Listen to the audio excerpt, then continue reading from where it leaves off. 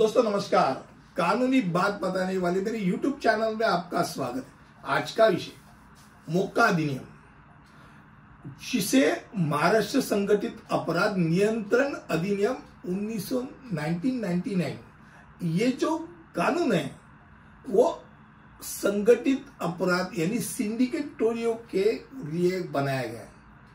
Syndicate गिरोह रहते हैं जो आपराधिक गतिविधियों को निपटने के लिए, रोकथाम करने के लिए, नियंत्रण करने के लिए, उससे जुड़े कोई भी प्रासंगिक मामलों के लिए विशेष प्रावधान करने वाला एक अधिनियम है। अब ऐसे बहुत सारे कानून आ गए, जो कानून कोशिशें होती रही, पर जब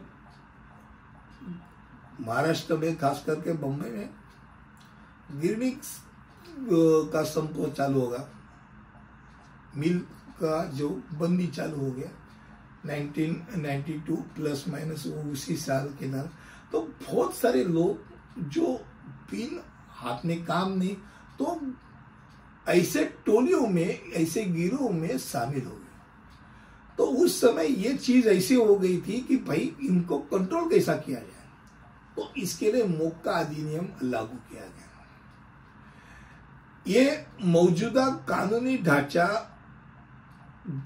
यानी दंडात्मक और प्रतीकात्मक कायदा, कानून, न्यायिक प्रणाली संगठित अपराध के खतरे को रोकने के लिए अपर्याप्त लगने लगी थी, इसलिए वो चालू किया।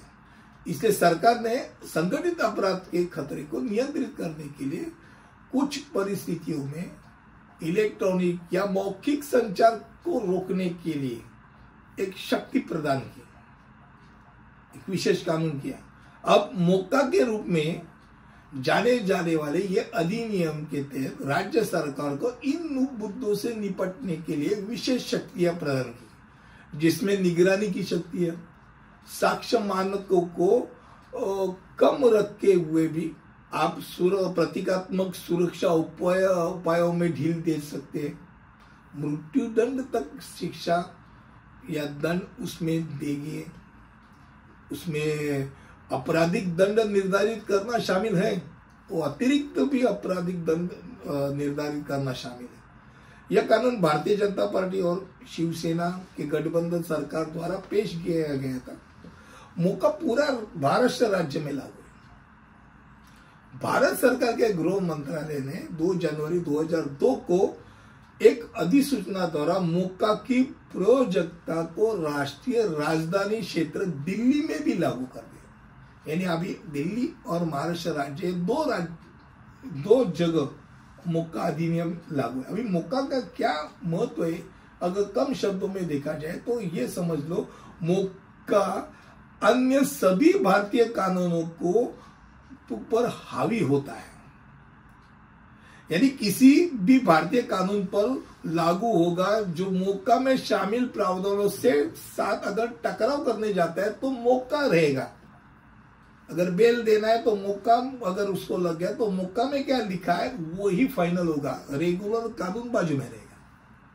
तो ये एक पुलिस के लिए एक शक्ति प्रदान की गई कि भाई जब आपको लगता है कि ये सिंडिकेट का गिरोह है, अपराध का सिंडिकेट करने वाला गिरोह है, उसके ऊपर रोकथाम की जरूरत है, तो तब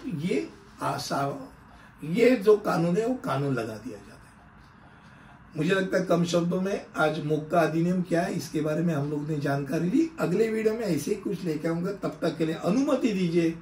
धन्यवाद।